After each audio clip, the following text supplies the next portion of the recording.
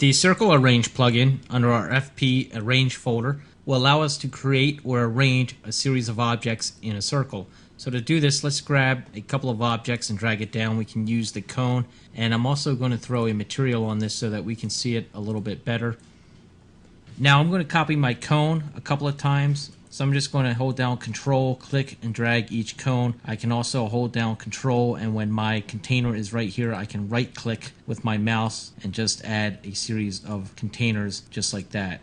And I'm going to group all of these, so I'm going to hold down my Shift key, select the first one, and then select the last one. So they're all selected, and now I'm going to hit the group function, and it will group all of these. I'm going to go back into the built-ins, into the FP tab, my Arrange folder, and drag my Circle Arrange onto my group.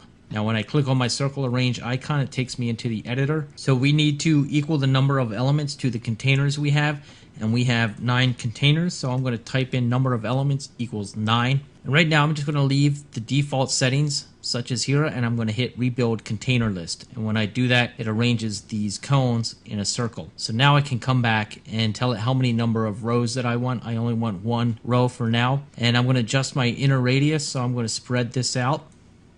And down under start angle, I can spread this out as well because 1 cone is actually hidden there, so I'm going to adjust it out a little bit further. And now we also have an end angle, so if we take this down, we can adjust the end angle as well. We have an orientate button, which is off by default, so if I click this on, it's all going to orientate these cones to the out.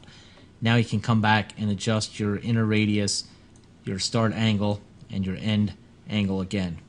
So this just doesn't work with 3D objects. You can also use this with 2D objects, and if you want to replace these objects, I can select all these containers, go back into my built-ins, and let's say we want to replace this with circles, we can just drag that down as well. You can also set keyframes for this, so if you need to animate this on, you can use the start and the end angle to animate these on by setting keyframes and adjusting it that way.